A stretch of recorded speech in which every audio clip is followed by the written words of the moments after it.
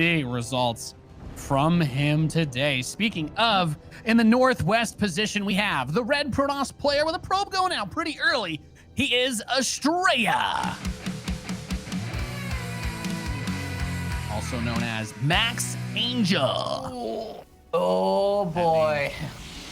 Down here in the bottom right-hand side of the map, we have the blue Protoss player. In that King Blue, it is Neeb. Oh man, Nate. Oh man. So I was sitting here talking to you and being like, yeah, you know what, Nate? I think Neeb is actually going to counter rush at least one of these games. That's what my gut feeling is, because I actually know he has counter rush once or twice here and there, but it is in fact Astrea throwing this out. And this is actually so funny to me, because one of the things I was going to say is I feel like Astrea's counter rush defense is not, it's pretty good, but it's still sometimes a little bit lacking. And I do feel like that's maybe one of the weaknesses. Funny enough, it's going to be Astrea doing the cannon rush instead. So he has to cancel one of his gateways to get his units out now, right? He can't leave his own base. He can't send probes down the ramp, right? Neeb? The only thing he could do is cancel his gateway. You're talking about Neeb, right? Yeah, yeah. So he can't actually respond to this. This is awkward as hell. So the trick here is that you just, basically, you don't cancel your gateway. You allow the cannons to kind of like whittle away at those buildings. You just get up your cybercore and you get up the stalkers. You just deny high ground vision. I have to actually say, like, here is the trick. I actually think, and it's so funny because Neeb basically didn't say this in his interview, but when he did get cannon rush in one of the other previous seasons, he had like a stellar defense. I actually think Neeb has an amazingly good cannon rush defense usually. This is a little bit different with the Zealots being mixed in, but Neeb is so good usually. It's dealing with this. Oh my God, he's... Yeah, GG. Wow. Astrea takes game number one. He killed the pylon, and the two Zealots were going to be able to get onto the next one. He would never be able to repower those gates. He didn't build a second pylon. Oh my God. No, he tucked it. He had a second pylon tucked into his base, but he did not build one next to the gates. I'm literally like sitting here hyping up Neeb's cannon rush defense, and like I actually think he's got one of the sickest cannon rush defenses usually, but that's literally just a moment where you're like, if you get the I didn't want to pylon burst over your there, bubble. I didn't want to burst your bubble by pointing out that there was only one pylon and it was within range of both cannons. I saw that and I was like, Neeb knows he'll build the second pylon above that. And then it didn't occur to me to double check that he actually did that. Oh my God. Well, that's a solid 1-0 lead there for Astrea. And honestly, what I think Neeb is usually like in his comfort zone there. Like I've seen Neeb play tens of games back to back on the like European ladder against like Grim Reaper and playing against some of the best cannon rushers and just doing a stellar job with it. But man, that is not a good way to lose the first game. No, that's a bit of a demoralizing one, but at the end of the day, it becomes it's a quick one, right? You could call that almost a build order counter. The way that he opened just did not work against the way that Astrea opened. So he's basically just got to win a best of 3 now, right? Against well, no, that's not true. He still has to win 3 maps. You can't lose 2. Yeah, that sucks. He's in a bad spot. That's very difficult. But I like Astrea coming in, making a power move is one way that you could describe that to assert dominance over Neeb, perhaps. Yeah, I mean, Astrea looking really, really strong with that first game start, because usually these guys do have pretty close series, and they haven't played since season 1. And I do think, like, Astrea, he is the guy who, for example, lost to Asuna, and I think he did show some weakness against some of those cheeses and stuff that I was talking about. Funny enough, again, like, busting it out himself first. So I really want to know, like, how does Neeb approach the rest of this? I feel like Neeb's PvP has been really, really on point lately, so I don't know. Game 2 is going to be a lot more telling, I think, for how things will go. We'll just have to wait and see. I'm not expecting another cheese from Astrea. From Astrea, I don't think so. You are, like I said, you know, you're stimulating the entropy of reality, Ravi. You have to be careful. You have to be careful when you say things like that. It's too obvious. It's too obvious to do it on Everdream. Like, this is the cannon rush map, Nate. You can't just do it against someone who's normally got a super stellar cannon rush defense. Maybe Neeb goes for it or something, but I don't know. Perhaps. I don't think even I could jinx this one. You're sure trying, though. Surely not. I do appreciate that. It's physically impossible. The particles of the world particles of physics will not allow me to jinx this one. All right. Quantum physics forbids this. All right. Quantum physics. We'll have to see. Einstein spent years proving that this was going to be physically impossible for Astrea to do a second time. Okay. Well, perhaps he won't do it again then. You seem to have been able to beat the horse to death so much that it couldn't even come back. In the Northeast, we have the red Protoss player leading the series 1-0. He is Astrea.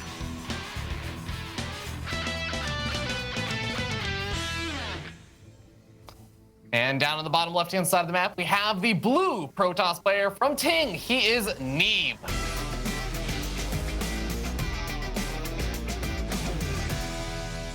All right, we do have a more normal-looking opening and setup here for both these players. And shout out to Astrea and Alpha X Esports, which he's representing. I gotta say, like, even though Astrea is the last Alpha X player left, they did have the most ridiculous representation this season of the DreamHack SC2 Masters. They had like what, 1, 2, 3, 4, 5, 6 players? 6 out of the 18 or so players. Oh wait, was it 18? No, hold on, that's not right. 1, 2, 3, 4, 16. 6 out of 16 players. Alpha X Esports. Pretty sick. Yeah, no, they're doing very well. I mean, that's one of the nice things about these teams that are looking out for these good players, jumping on the opportunities when possible. It's kind of like Exxon, right? They picked up a ton of really good players that had some nice results. I believe we even got to see a little bit of them today, somewhat. Look at this probe for Neeb. Oh, the probe for Astrea. But these are bait pylons, right? These are the I want you to think, right? I programmed you to believe that pylons, right? Like that's what these are meant to be. Yeah. It's the usual PvP shenaniganry where you're like, okay, there's a missing pylon if the probe scout comes in, so I have to respect the potential if there's a proxy Stargate or a proxy Robo or something coming on out. I do want to note Astrea has always been opening up with all those games he played versus Pili with double Adept. He'll follow it up with either the Stalker or the Sentry or so, but he'll basically go from double Adept opening into 4 Sentries and 2 Stalkers. Like, that's the setup he did every single one of those games. So I'm actually expecting that is just what Astrea's current playstyle is right now. Like, Astrea is a guy who comes to a lot of these matches kind of with a prepared style, and he oftentimes will end up repeating it because he just feels a lot of confidence with it.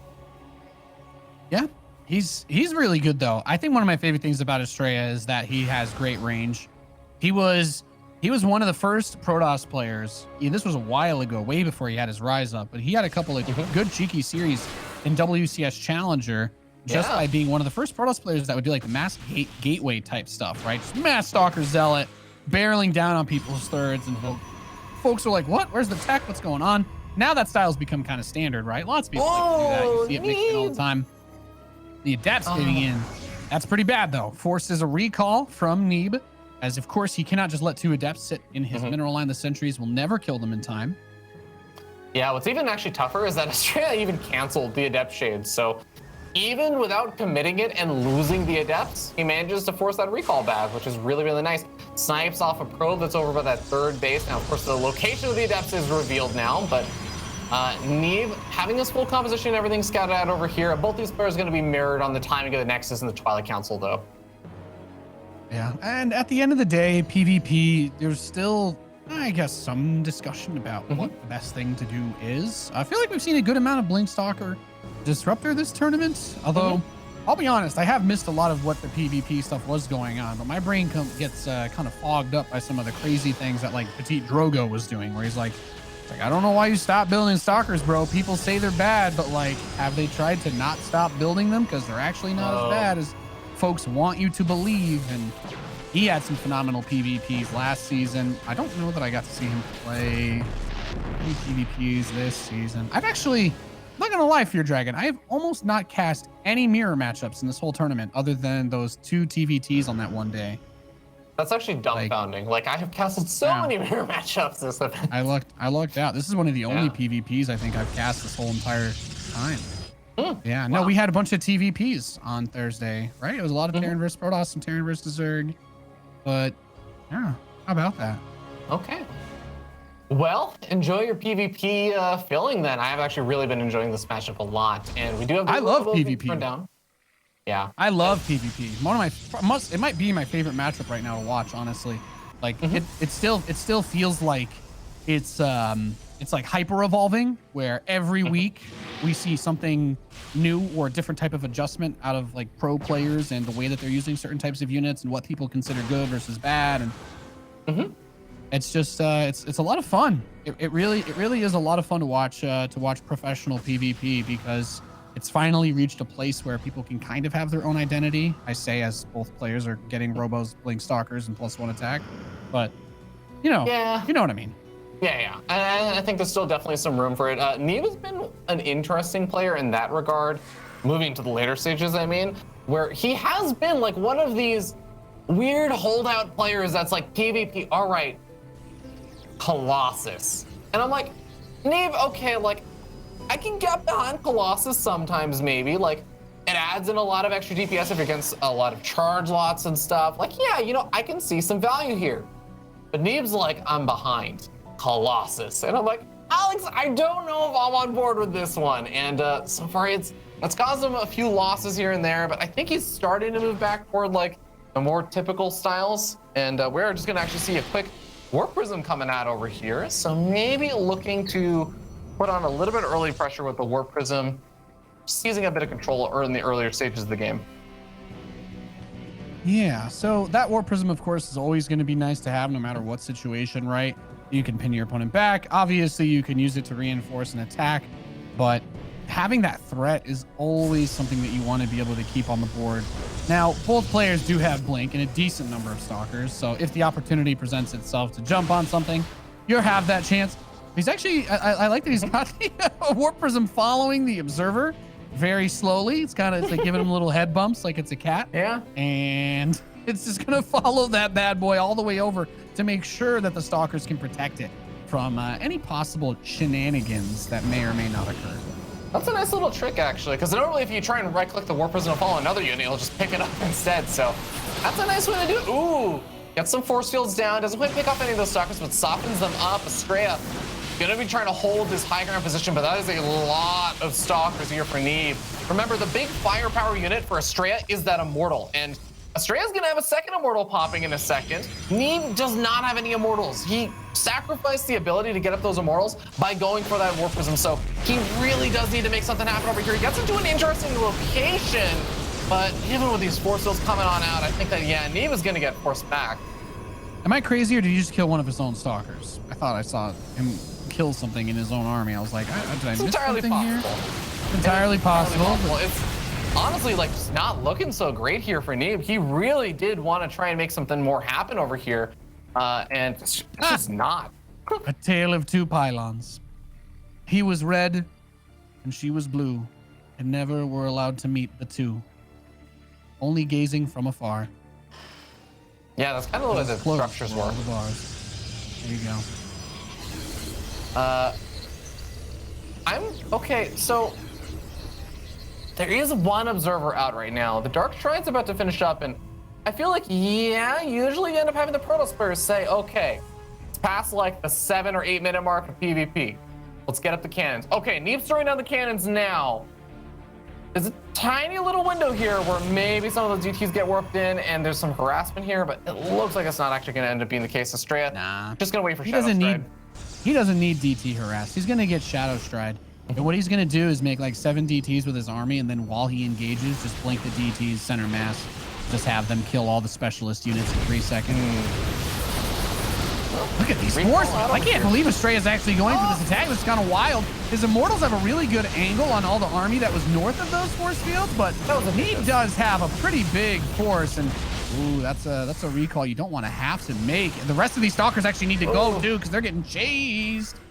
Yeah, that was definitely pretty awkward there, and I think I like that Astrea is at least blinking every single Stalker as soon as cooldown's available, but oh boy, that's actually a lot of Stalkers that went down just on the retreat. He's gonna be able to at least snag one Stalker here of Neeb, but Neeb is getting the next transition set up, because if you're gonna go and skip out on all Immortal production, you really do need to have that follow-up, and the follow-up is charge lots. The charge lots to deal with a Stalker Immortal-based army that don't have any of those Archons or anything added in.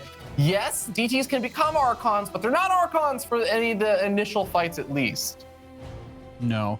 You have to be really, really, really careful with this, because these 5 DTs have the potential to end the game at almost any point if they're used correctly. But, you know, obviously it's hard to thread the needle when your opponent has those photon cannons. But we've seen time and time again, Protoss players, especially with these DTs lately, they have no problem just blinking straight onto the cannon itself, one-shotting it, killing as much as you can, and then recalling out.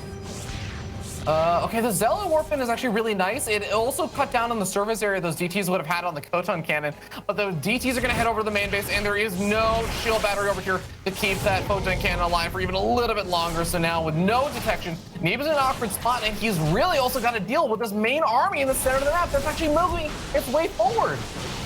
Yeah, this is the hard thing. Astrea is so good at this, hitting with these multi-pronged plays, particularly surrounding the Dark Templar. And with no detection, Neeb can't do anything. GG, Astrea goes up 2-0. Ay, ay, ay. Oh, man. I mean, honestly, a really, really tough situation there for Neeb, as he is, yeah, just completely caught off guard by a lot of those DTs making their way on in. That's brutal, man. That is really brutal. And Astrea with a 2-0 lead now, 1 game away from moving to the grand finals. Ladies and gentlemen, we're going to give Neeb a bit of time to rest up before game number 3. We will see you guys potentially conclude this series in that next game in just a little bit.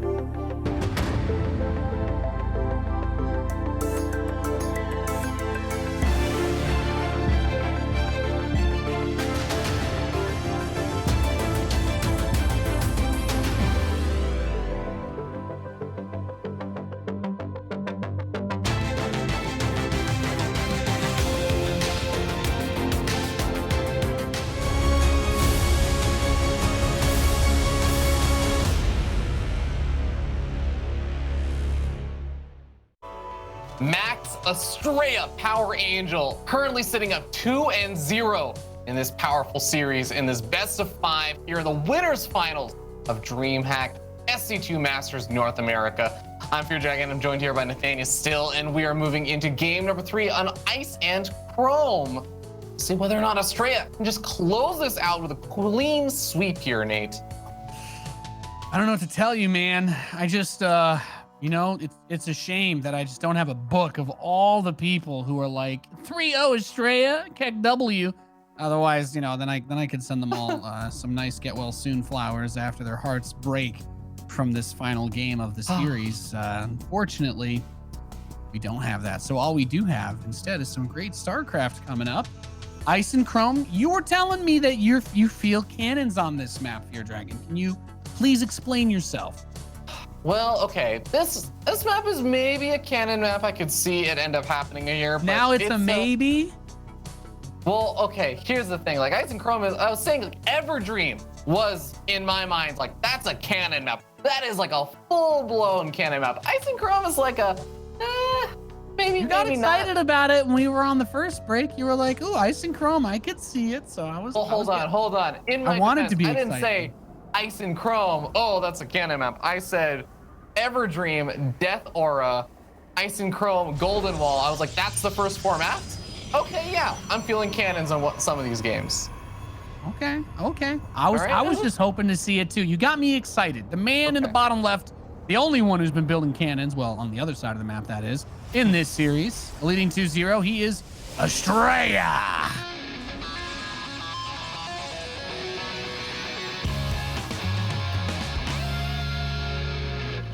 All right, up here at the top right-hand side of the map, we have the blue Protoss player from Ting Esports. He is Neeb.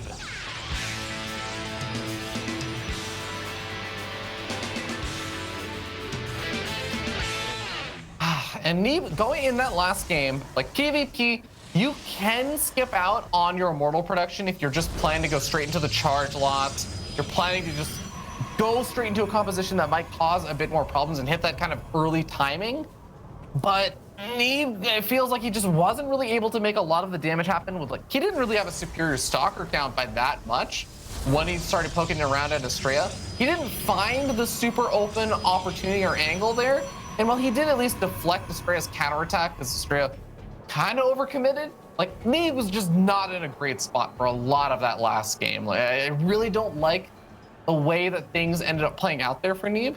I want to know how he's going to play this game out, because, yeah, just skipping out on the Immortals, I feel like it's such a tough call to make. It's such a tough style to make work. Well, he wanted to make the attack faster and have more units, right? And if the control is perfect, which at this level we expect, you know, as close to that as we can get, then I definitely see how that attack could have gotten a lot of work done. But those force fields didn't really end up giving him the space that he wanted. I think he wasted a volley on his own unit. Not gonna lie, I think that contributed a little bit. He took a bit of extra damage during that. But Astrea's patience with the hallucinated Phoenix Scout really got me, because when he had the DTs out, he had 5 DTs. He got Shadow Stride immediately from the Dark Shrine. But he did not send them in because he used that mid-game hallucinated Phoenix to confirm whether there were cannons. And that was like, to me, I was just like, man, this is just so big brain, because he doesn't want to risk giving up that he's doing this until he knows he can do damage. And even with the shield battery, Dark Templar are what, like the highest DPS per supply in StarCraft? I mean, they're very fragile, obviously. They're very fragile, but I don't know. I think I saw someone try to do math that the Thor is higher, but it's close enough. And if they get onto the cannons, then they can kill them. But that's why you get Blink, because Neeb was even trying to be clever with it too. Like he had a photon cannon between 2 mineral patches in a weird way that only 1 DT could hit it. And then Astrea just blinked over that and then killed the cannon in a second. And I was like, well, this is what happens. So you have to be really, really aware. And I think that that's one of the things that I really like about Astrea is he plays the new school Protoss stupidly well. Like everybody in StarCraft at the moment is starting to build more DTs, right? Like that's becoming, especially late game, like Blink DTs in the mid-late game are just like the thing to do now.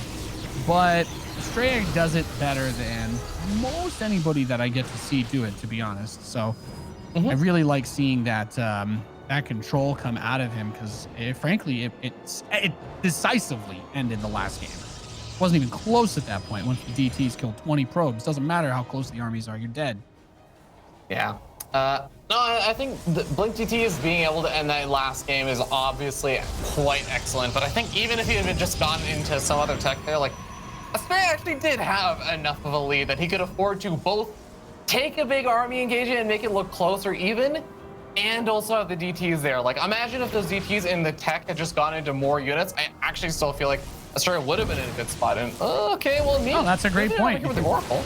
If he puts that 800 minerals and 800 gas into just Stalkers and Immortals or Archons, then yeah, I agree. He still probably would have had a way bigger and better army. But I like that Astrea likes to win with that, though. You know, he kind of reminds me of he kind of reminds me of a magician in that way. You know, it's a bit of sleight of hand at play here. And I mean, for all we know, as he continues to move up the ranks in NA, we could have the prestige situation on our hands between Neeb and Astrea, right? Where it's just an escalation of who can outdo the other in that Protoss trickery.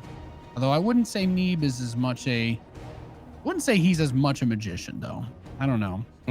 Yeah, no, I definitely agree with that. Neeb is usually kind of a little bit more of a straight shooter and the kind of guy who will just sort of go for the typical standard styles for the most part, with a few exceptions here and there. But Astrea is the guy who comes in again with like those custom tailored styles and builds, and he once again opens up with a double adept into 4 sentries, 2 stalkers, adds on a few more, adds on the robo, and I feel like this game, okay, with the robo timing here, it's gonna be something similar to before, where he's just gonna be adding on a lot of those immortals. But this game, Neeb, okay, are you gonna go into some more immortals of your own, or are you actually just gonna go for another one of those fast prisms and try and make some damage happen again? Because again, like that really didn't work. Scary. That's scary. Yeah, it didn't work last time, right? It fell flat on its face. But yeah, you know, your description of these players though actually did help cement my opinion. So in this analogy, Astrea is Hugh Jackman and Neeb would be Christian Bale. So for anybody out there, got the utility belt. Great sure. movie. Yeah. Great movie. Okay, well, Robo's about to finish up there for Neeb. Funny enough, even though the Robo for Astrea was a little bit earlier, he only just now starts up that first Robo unit. It's going to be actually an Observer, so playing this out nice and safe, since I guess even though he's got all the sentries for hallucinating Phoenix Scouts and everything, he's seen that it was just, you know, Stargate. Oh my God, look at that stasis! Ah! Okay, well, that's it. Yo, has anybody ever tried to trigger a stasis with a hallucination? Yes. Like, he has so many sentries. That works, right? Yeah, it does. It's actually a great way to do it. Oh, not if you lose your sentries first. Well controlled here by Neeb so far. Yo, I feel like Neeb just wants to bait. Oh, okay, that's awkward. I was gonna say, I feel like Neeb wants to bait Astrea into blinking into him so that he lands on that stasis. But unfortunately, yeah, these 4 stalkers are super dead, right? Yeah, it's too bad you can't recall stasis units. I mean, it's actually probably pretty good. I'm glad that stasis actually is a punishing thing, but man, it's gonna be unfortunate. Ooh, might actually they almost kind of got away, and then they didn't. Yeah, I think he had a little bit of miscontrol there with the Adepts also being grouped in, but Adepts shade on forward. They snipe off 2 workers and then are picked off there. So a great start so far for Neeb. This is finally like the kind of start he was really looking for. And well, you know, I was talking about not going for Immortals, Nate, but you know what? If your opponent also doesn't go for Immortals and they go into this kind of opening, yeah, I think this is a great attack to do for Neeb. The Prism is on its way too. We do have Dark Templar coming out for Astrea, but ooh, this is okay. I'm like, is Neeb gonna actually push this here? He's waiting. He's waiting for the Prism, I think, before he tries to go up, because he might try to elevator the sentries to force field the ramp as well, which would be. Well, then you blink the Stalkers into the main, and you have 3 sentries holding a ramp. The game is over. There we go. There's the lift up. Now the DT is going to be a nice little counterbalance to this. That might give Neeb a little bit of pressure. Yeah, just 1 DT might not be enough though. There's the ramp force field. Of course, Stalkers can blink up, but the rest of the units cannot. He's gonna have to work on some defensive. We already had a cannon there. Rip. Yeah, that's what I was saying. Like, Neeb was already pretty well prepared this time for the DTs. And Astrea ended up going for a defensive blink backwards. He is going to finally be able to snipe out that Warp Prism, but it costs him all of his units. And Neeb is going... Right. Ooh, well, the DTs are going to be annoying here, but with so many Stalkers, like, you're still trading out effectively here. You're still trading out great here for Neeb. Yeah, this is just one Dark Templar can't kill that fast enough. He needed to have, I don't know, like if he had known that this was going to happen and maybe he gets like 3 DTs ready by the time that the Stalker's all blinked in the main, maybe, but the damage that he will take in the time that it will take to eventually kill all of these units is just too much, right? He should be dead. He should just be dead here. Yeah, the Zealots, oh my god, that shield battery overcharge on the Zealot is actually keeping it alive for quite a bit of time. I wouldn't mind if Neeb just retreated back now with the Stalkers. Like, he's done a lot of damage, and yeah, just blink out of there, get home. Like, you did a lot of damage. I'm impressed he still has 50 probes in a 4th. He was very consistent about making those workers during all the harassment, which I really, really like from Astrea there. But it's not just the worker losses, it's the army losses. He lost his entire army there. He lost his +2 weapons upgrade, and he doesn't even have a forge to restart that. Like, Astrea is hyper banking now on just the 4th base, basically bringing him back in this game, I feel like. I don't disagree with you, but this game is way closer than it should be. Yeah. Considering what just happened, I feel. Yeah, Am I crazy for thinking that? No, I think you're absolutely right, because Astrea also killed a lot of the Stalkers, right? Like, it's not as though Neeb just got away completely scot-free there, killed everything, and got home with, 25 Stalkers. Okay, losing all 3 DTs, that's not the direction you wanted to head in, though. Okay, that really takes a lot of wind out of the sails, especially because Senor Neeb, he has he's got quite a few Dark Templar himself now that have a little blinky boy ability. Oh, his observer spots it though, but he blinks away. Is he gonna blink to chase? Well, Stalkers should be able to kill that actually, but I guess he just doesn't want to chase too far because he knows the army could be right there. Yeah, it was bait. Interesting. Where is Neeb's observer? Okay, it's Neeb's got double the army supply. Jeez. Yeah. So there's one way Astrea could potentially stay alive for like another minute or so, is that if he snipes off the observer of Neeb, but even then it's like, okay, cool, snipe off the observer and then just watch all your stuff die again. So Archon's being added in. It looks like Neeb is going to be able to claim game number 3. Well done there by Neeb. Really, really well done. That 1 DT, I think, also just went out at the worst possible time. I really like the map awareness by Neeb to recognize that that spot was completely exposed. And it kind of goes back to what you were saying from the last game. Like, yeah, it's risky to skip the Immortals, but instead he gets a crazy fast Prism and he's able to elevator 3 sentries to force field that ramp. And if he's able to get all of his units up into his main base, I still don't know that he holds that as well as he probably would want to. Yeah. But only being able to send 1 DT and then there was a cannon with a battery, like 1 DT will never get through that. You need, like 3 DTs will do it, but at that point you're investing so much. You would have you've taken even more damage at home, right? Yeah, so the magic numbers here are that 4 DTs will kill the cannon, like if you blink on top of it, kill the cannon, your DTs won't take any actual damage beyond like shields or anything. Like that's the super, I'm just gonna kill the cannon, I'm super safe and I'm super solid. Shield battery's not gonna be able to make the difference. If there's a shield battery there that overcharges or like just even helps, your DTs start taking a bit of damage if you have 3 DTs. 2 DTs, it gets really close. It literally comes down to like a little bit of RNG on the final swipe, and 1 DT is just, you can't actually kill a cannon. Like, this just doesn't work. So, yeah, it's definitely a fun spot when you get into like the DT harassment at the later stages. And I gotta say, like, you're crediting Astrea, the blink DT harassment. He has absolutely been jumping on that a lot, especially lately. Neeb is actually one of the guys I really have to give credit to because he's been doing this stuff for like a year and a half now, actually. He's been mixing it. He usually does it in the much later stages of like all the different matchups and everything. He was one of the first guys that back when everyone was like, oh, Shadow Stride, what a terrible upgrade. He was like, no. It's not a good upgrade to like rush for.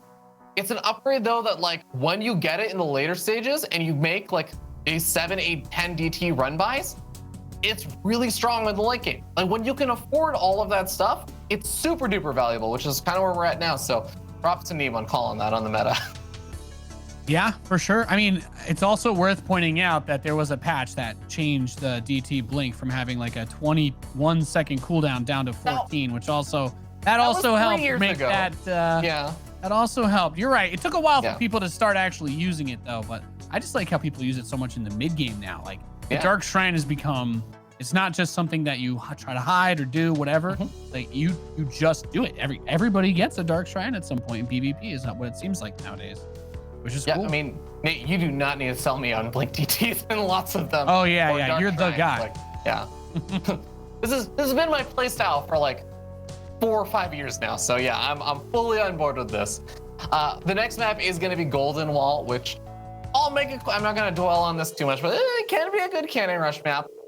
That being said, this is actually a really funny map. Because funny enough, I had both of these players on my War Chest Team League team, Nate, and I got to hear both their opinions on these maps and like all the different maps that they're playing and everything. Golden Wall was the map that Neeb was just like, please don't give me Golden Wall if you can avoid it, until like later on in the thing where he was just like, just give me whatever. Astrea was like the challenger who just say, give me anything. Like, I wanted hard mode. This was his map. This was just became like a specialty map for him. So I actually think this is going to be a tough map for Neeb unless he tries something a little bit trickier here. Yeah, I mean, this is the map that probably rewards big brain ideas more than almost any of the others in this pool. In the bottom left, leading still 2-1, needs just one more map to advance on. He is Astrea.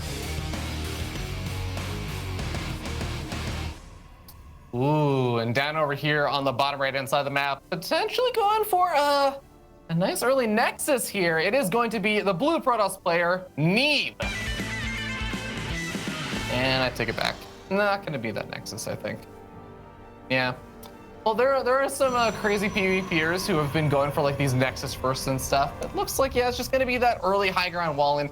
This is another thing that you can do on Golden Wall, where if you normally you want to like wall off versus Adepts and everything, right? But you can actually do it on that low ground at your natural instead on this map. Still have the proper shield battery or whatever wall against Adepts, but now you can also just take an easy Nexus at your natural and makes things a little bit simpler. So Astrea gonna come in and scout that. Always nice, especially if you can block that off, right? You want to make sure that you can be as safe as possible while still being able to do your thing. Now Astrea mining out the back. So what is he? Full stop wall in the front. And what do you think he goes from here? Stargates in that middle area, maybe? Or is he going to just take and expand? I guess it's kind of a mind game, right? In a weird way. Yeah. Okay. So Neeb seeing the second pylon, like there's literally only one thing you could possibly be thinking about, right? Is that you're going to hide something in your main base, but having the second pylon there also implies, well, those are all of my pylons. Like there's no other place to build the pylons, right? Like there's no other pylon fields to build buildings, I mean. So the only other thing you could be hiding is that the backdoor rocks or minerals are being mined out, right? Like surely that's got to be the natural assumption here. Yeah. Wait. Oh, he's mined out the center. He's opened it through the middle. He wants to make sure. I really like that too, because it's faster to go through those two patches, by the way. So the patches in the main base, right? They're like 20 minerals or whatever. The ones in the middle, I think, are just 5. So it is easier to get through those to open that path up to get the scout. And man, that's a power move, right? He's like, yeah, dog, nice, cool idea, but I'm here. Well met. Well, Adept's going to be able to finish off that scouting probe there for Astrea before it makes its way out, but it's just a single Adept because both of these players ended up opening up with a 1-gate expand. I mean, what year is it, Nate? What matchup is it? What a time to be alive. It's postmodern PvP, baby. That's what it is. Oh man. That's what it is, you know? We had the prehistoric PvP back in Brood War. I mean, we've lost most of those records. They're so old. Then we had Neanderthal PvP and Wings of Liberty, where it was just people foregating each other. You know, we didn't really know how to use fire. We just knew how to make it and throw it at each other. And then we entered into the classical PvP era of just Blink Stalkers killing each other after that phase, and now here we are. This is actually really awkward. So the first Phoenix will pop out soon. I think that actually might be pretty important to help out here because Astrea's taking a lot more damage initially, but now that both the shields are taken off over here for Neeb, feels like he missed an opportunity to get like an extra shot off or something, and now the Phoenix is going to be able to lift up these Adepts, prevent them from easily escaping over here. So this is maybe a nice opportunity. Just got to keep these probes alive. Loses one probe, might lose a second. Okay. It's a weird trade. That's the only way I can put it. It's not the end of the world. Yeah, like, 2 probes is not the end of the world. If he had gotten like 4, then I'm starting to, my hands are getting real sweaty. I'm getting a little bit nervous, a little bit hot under the collar. But in this situation, I think it's a bit of a CSC. not really crazy either way. He scouts out the Phoenix though very early on, and I think that's actually really, really valuable because if you're opening up with your own Stargate, my God, Neeb, you are actually so scary ballsy right here. You see Phoenix. I understand if you had one Oracle already on the way. You open up a second Oracle when you see your opponent making multiple Phoenix, like now that's a power move. And it still move. pans out. Oh my God, like that's actually just insane. This is bad. This is really bad. Like, okay. Oh goodness. That's nutty. Like that literally should not be able to happen, but because it shouldn't be able to happen, I think Neeb goes for it and it still works. And look, he's gonna move in with the second Oracle because the Phoenix is gonna think, well, you've seen my Phoenix this entire time. There's no way you would make another Oracle. Little micro error. He unfortunately he chronoed that Nexus before he had that pylon going too, so he got blocked off of it. Missed a good bit of the chrono boost for those workers. He's down a ton in economy now. Oh my God. Well, this is do or die now for Astrea. Like he basically has to do insane amounts of damage with Phoenix Harass before that economy comes back and pays off here for Astrea. Neeb's gonna get to like 15 Blink Stars and just go kill him.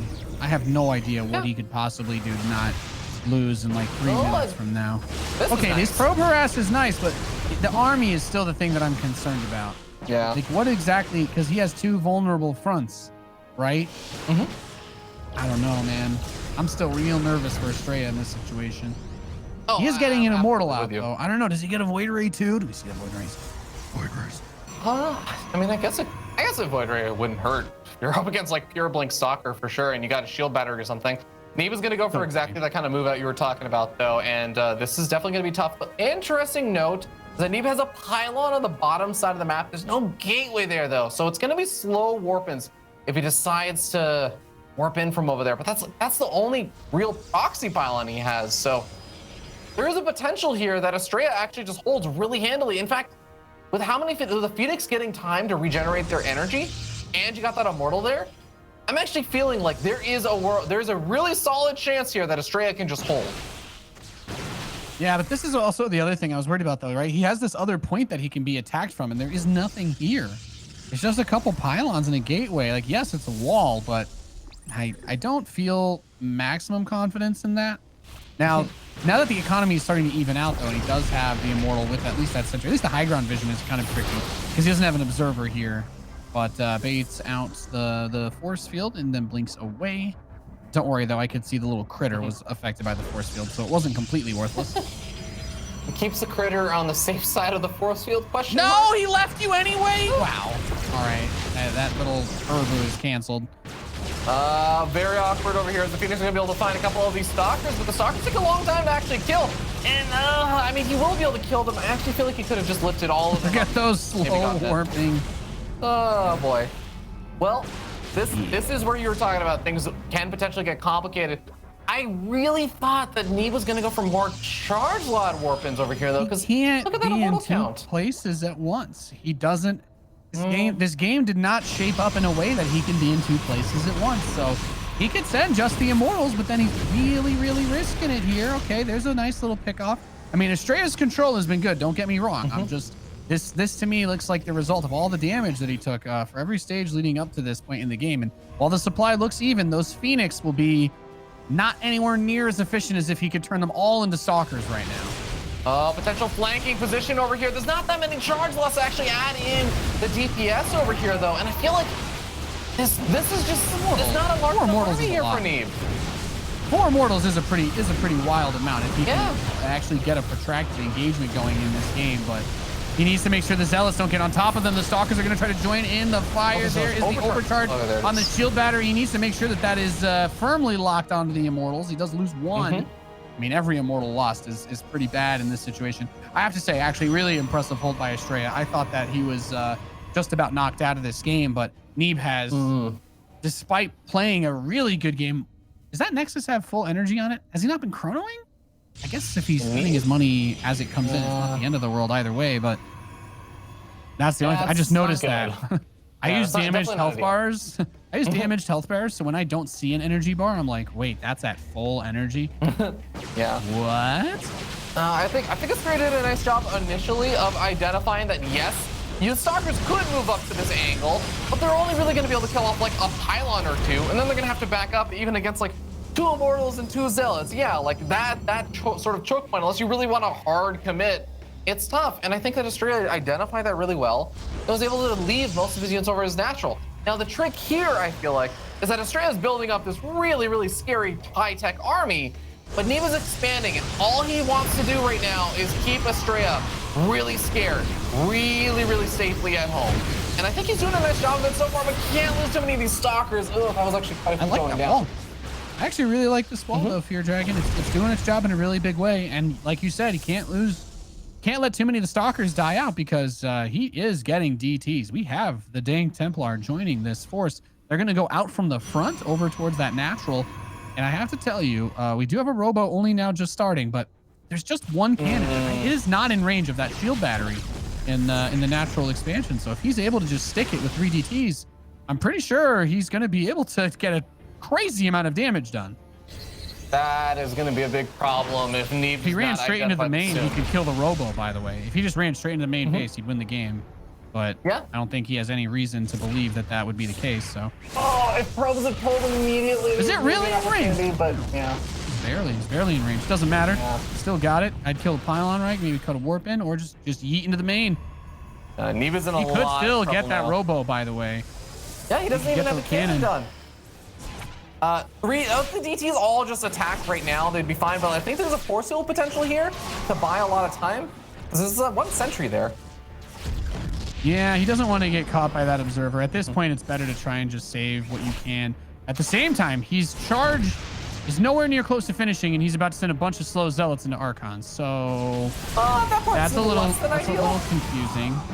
Yeah, but I guess that's life. Function overcharge should very much be available, given the fact that, well, there's a lot of energy, but I think it's actually on cooldown right now. So yeah, that actually would have helped out a lot with the Archons, but the Archons are going to have a much harder time staying alive. Chargelot's getting force fielded out as well. Isn't even going to have enough. He's getting in on top of the Immortals.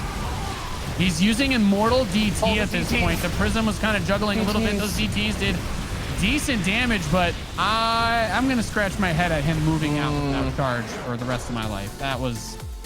I don't know what logic made him think that he couldn't wait for charge, but definitely needed to wait for charge there. There was also the opportunity to kill the robotics facility. I know that, obviously force field can be a factor in that case, but it's not always guaranteed to push them away. Sometimes you just get stuck on them, but really well played there by Neeb. Did tons of damage early on to cement that lead. Yeah, really, really nicely done there in a very hectic Golden Wall game. Ladies and gentlemen, that's going to be game number 4. Before we go into game number 5, I believe we are going to be heading to a short break to conclude this series on that final map. Don't go anywhere. You're watching the DreamHack SC2 Masters.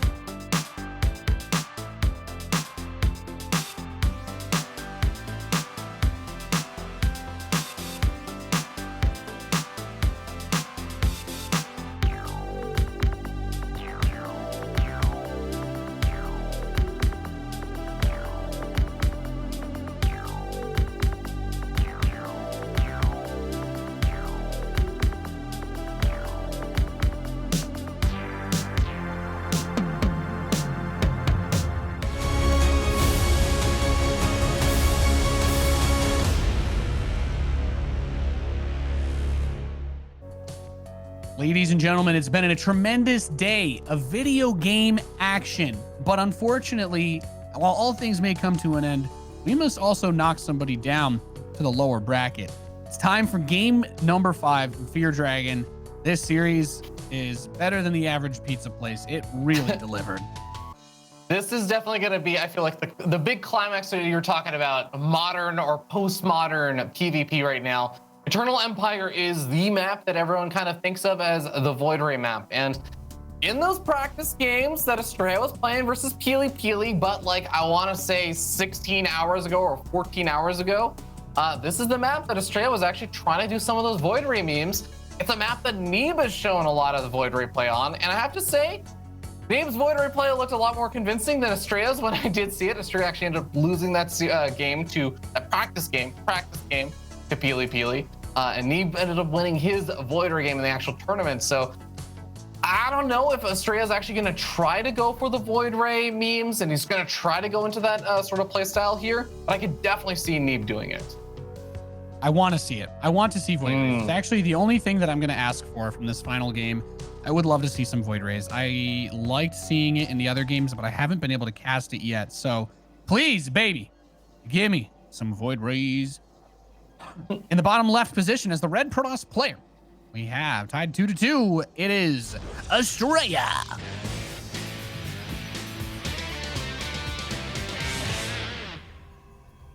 And up here in the top right-hand side of the map, had a bit of a rough start, but has been bouncing back in this series now at the ace match. He is King's Neeb.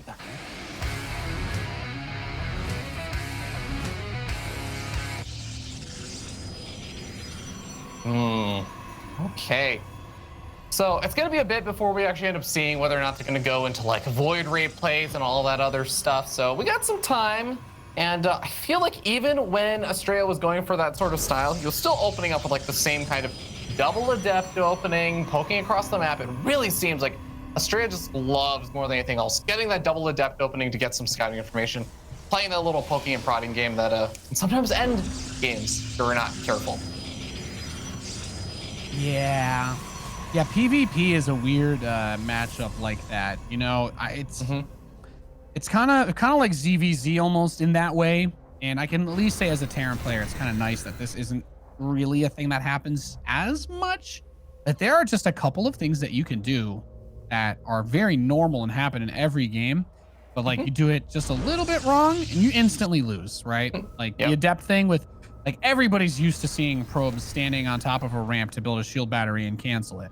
But unless you've actually played PvP above like, you know, I'll be generous and say above 5,000 MMR, whatever server you're on. If you haven't played above that level, you don't really get how hard it is to be 100% on point 100% of the time with that, right?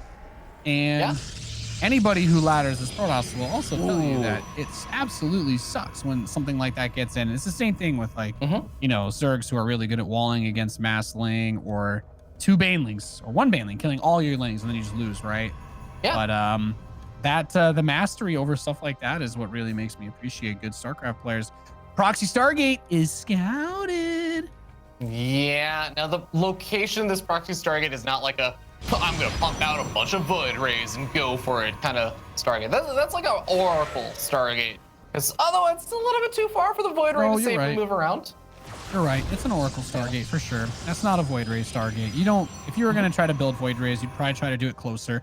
Unless you were deliberately putting it in a bad place in the hopes that your opponent scouts around only their own base. But at that point, you may as well have just built it closer to them because you're still rolling the dice, baby. But it is that Oracle, which makes plenty of sense. He starts a Nexus back home. And I think it's interesting that Astrea goes for the reactionary Stargate. Do you think we see the fabled Void Ray armor bonus damage against the Oracle? Yeah, I mean, it's actually quite possible here. That's actually a good point. The Phoenix builds a little bit faster. So you know what? Even if he wants to go into Void Rays, I don't hate the idea of going for a Phoenix first. Does the Phoenix still build that much faster? It is still the Void Ray is what, 7 seconds more now, I think, right? Is the Void Ray 32-second build time now? You know what, Nate? I'll actually look this up. I have to double check that. I thought I remembered it being, they cut the build time on it. It felt pretty significantly. They did. So like it does build faster, absolutely.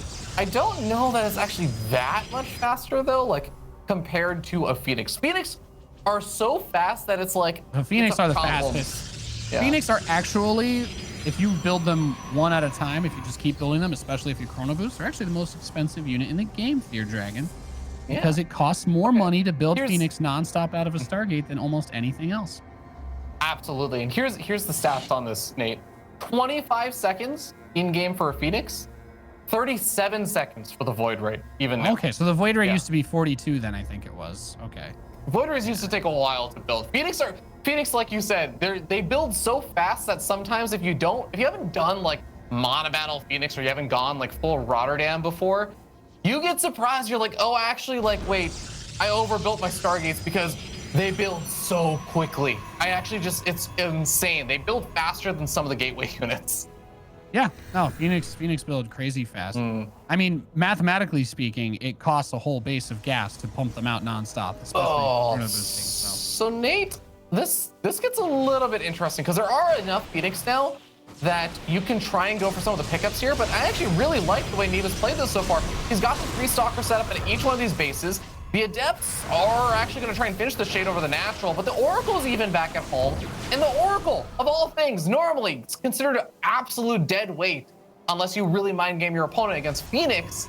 It's actually just really useful in helping defend here. That's actually a really great setup there for Neeb. Yeah, it's a good defense at that point. I think the only way to really try to jump ahead is to take that third base, which Astrea does. And you have to be careful about the number of Phoenix that you're building, of course. They're not just expensive, but they're going to tie up your supply. And then the rest of your army's not going to be super great. Kind of referencing back to the last game that we just watched, where the Phoenix were not really able to contribute in a meaningful way, I should say. Yeah, versus just like if there's like a bunch of Immortals in the mix and stuff, it's like, cool, I'm lifting up Immortals, I'm lifting up power units and taking them out of the fight. Yeah, that's great. But when it's just pure Blink Stalkers, oh no, a little bit tougher. Is this going to happen again? It's going to happen again. It's happening again. Yeah, I have to say, like, Neeb did a great job with the movement of this Oracle, but this is brutal. Like, that was Astrea somehow still being like not as far behind on workers as I thought he would be after all this. And he also took a faster third Nexus, but it goes back to the thing that you were talking about, Nate. The army supply. The army supply is going to be a problem because it's 11 Blink Stalkers versus 4 right now, and Astrea is heavily dependent on the Immortals now. But you know what Astrea also doesn't have is he doesn't even have a Twilight Council. He just started it.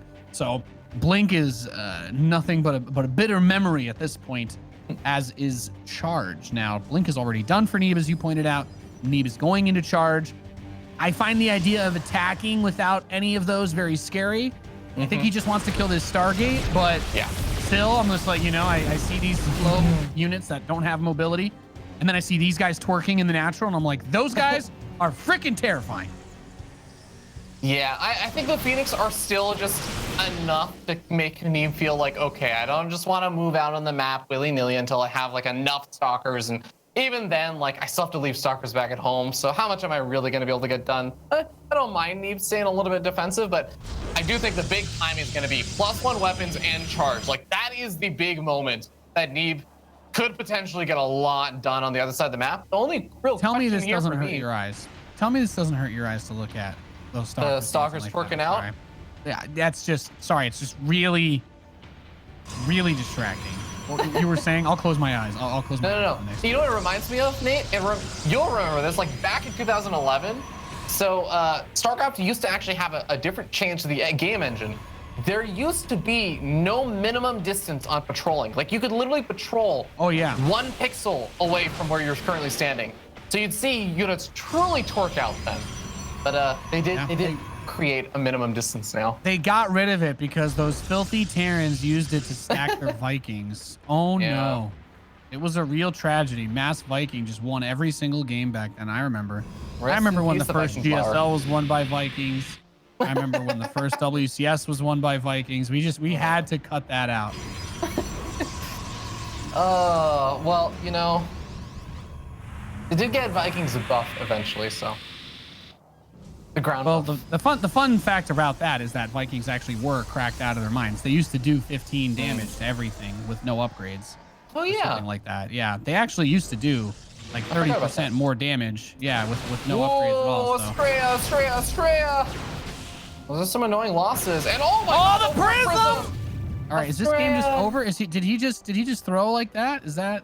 I don't think it's over. I mean, not yet. that he intended to, but he just chucked some very valuable units into the garbage disposal. It's not over yet, but it's really, really tough from here on. And Astrea is gonna try and come in from both sides. I actually feel like that's like the worst thing that could have happened. Because now, yeah, his army's just gonna get caught on one angle. He only has half of his immortals. His Archons are barely in the fight. One immortal goes down before the engagement even begins, and Astrea is playing from a massive deficit now in his army supply.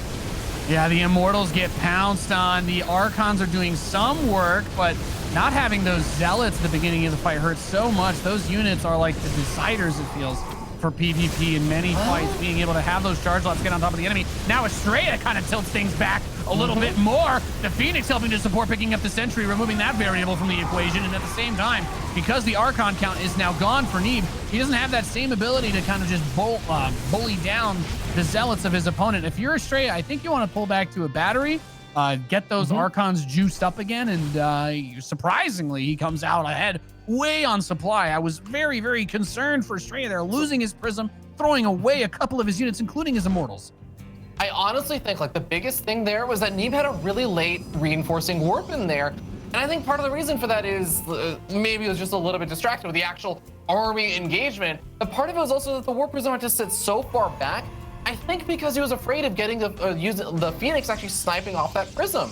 So Neeb ended up having to play it so safe far back with his warp prism and ends up just taking a really, really bad later into the engagement once the reinforcements arrive for Astrea, and there's nothing to reinforce for Neeb.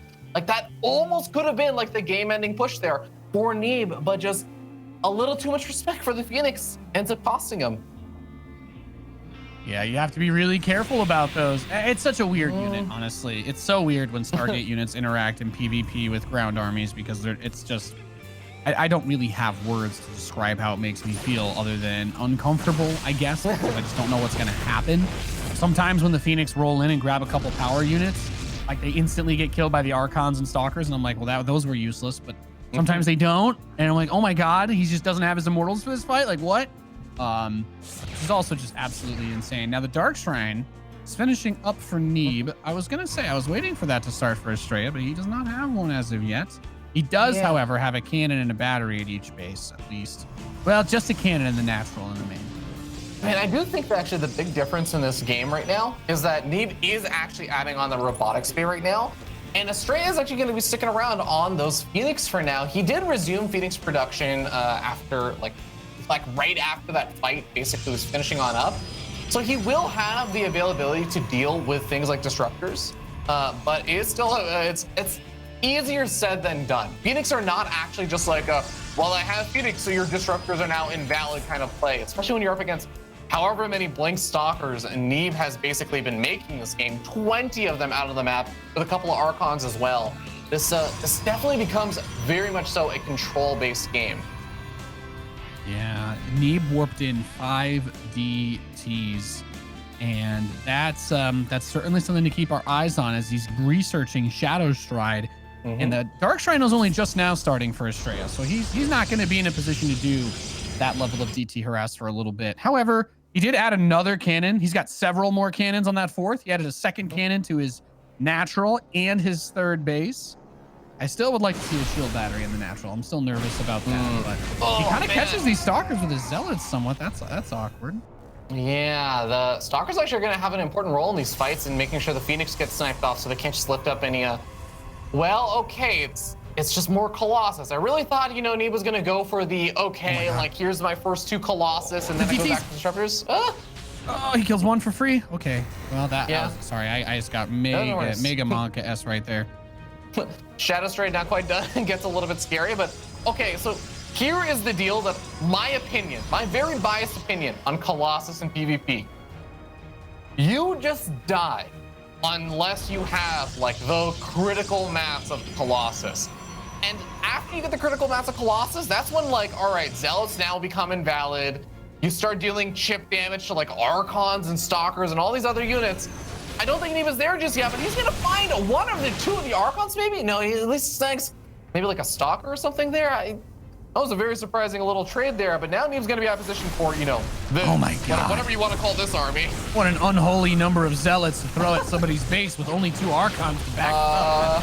That should be illegal. Okay, well. There's also a warp prism in the main base of Neeb, I think. Oh, yeah, he's got DTs. He's got DTs in there. Oh, snap. Now, he doesn't have DT blink, but that cannon is actually being soaked by the zealot, so he's actually getting a good amount of damage done inside the main base of Neeb. He's going to pull him away. And he's got all the zealots in his 4th. This is actually a little bit insane. I really thought Neeb was going to try and commit to the attack, and instead he ends up retreating, and I feel like maybe he could have done some counter damage, but he is no way he's going to be able to save that 4th base. He loses that. He loses actually a large number of his mining. He just backstabbed him with like 30 zealots. What the hell is he thinking? Did that just happen? Okay, well, there's just so much about that I'm like, wow, I can't believe that. He got the prism in the main, got the DTs, a zealot or 2, and then 30 zealots just barreled through 2 bases. Okay, that's going to be an annoying thorn in Neeb's side for potentially later, but just look at the Archon count now over here for Astrea. Neeb's army is very stalker heavy right now. He's got the Colossus that are going to add in a bit of extra DPS, but the Archons space everything out so much. He's got too much money. Fear Dragon, he has too much money. Look at this. He's sitting at 3K, 1K. Now, I don't believe that Protoss, you don't really float when you're playing Protoss. You're just waiting to use your warp ins, but he's going to add 11 zealots to this, which I do find curious. I wasn't 100% sure where he was trying to go. Is he just trying to max out with the disruptors at this point? Is that the plan here?